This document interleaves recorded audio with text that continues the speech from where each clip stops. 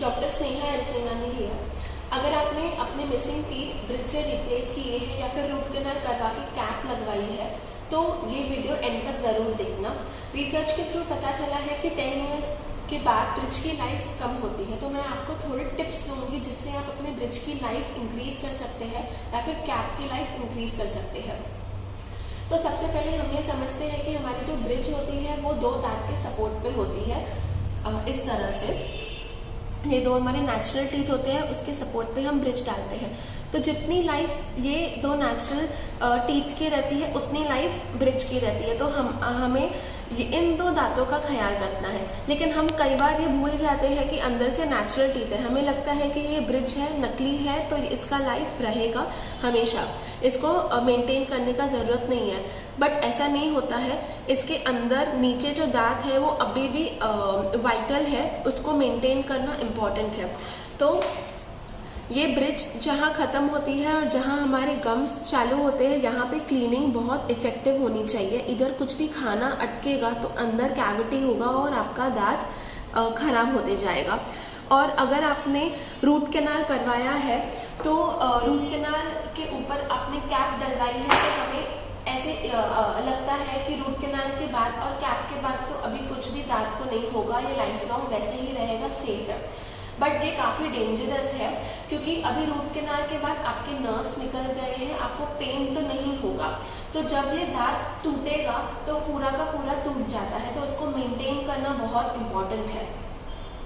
तो मैं आपको कुछ टिप्स बताऊंगी कि कैसे इसको मेंटेन करते हैं। तो सबसे पहले है ब्रशिंग एंड क्लीनिंग। जब हम ब्रश करते हैं, ये सुनने में काफी बेसिक लगता है बट ये बहुत ही इम्पोर्टेंट और बहुत इफेक्टिव है।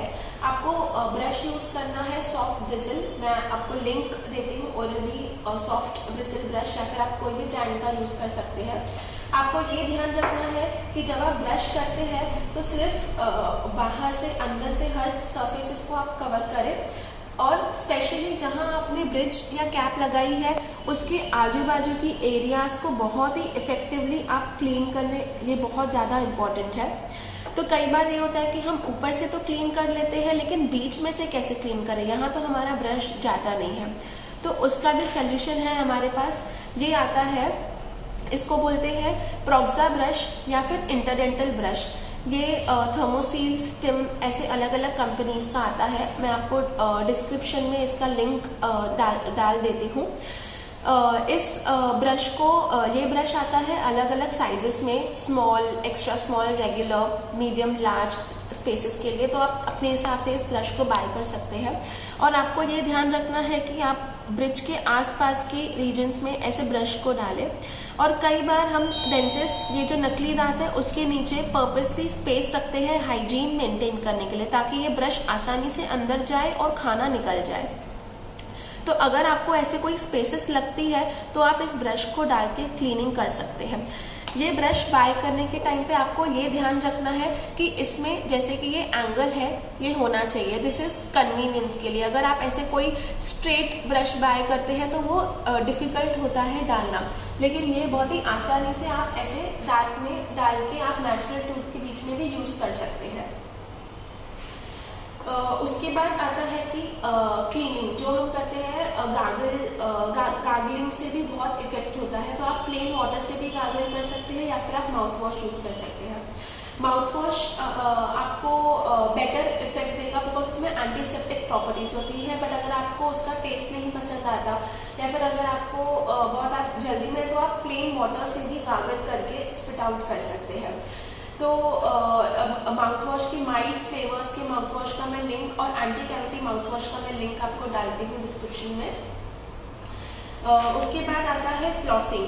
तो ये थर्मोसील का फ्लॉस है। इसको आपको लेना है एल्बो लेंथ,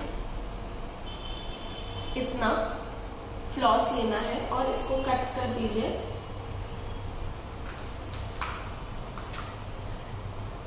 आपको अपने इंडेक्स फिंगर्स को पे रोल करके ऐसे फ्लॉस लेना है और फ्लॉसिंग करना है।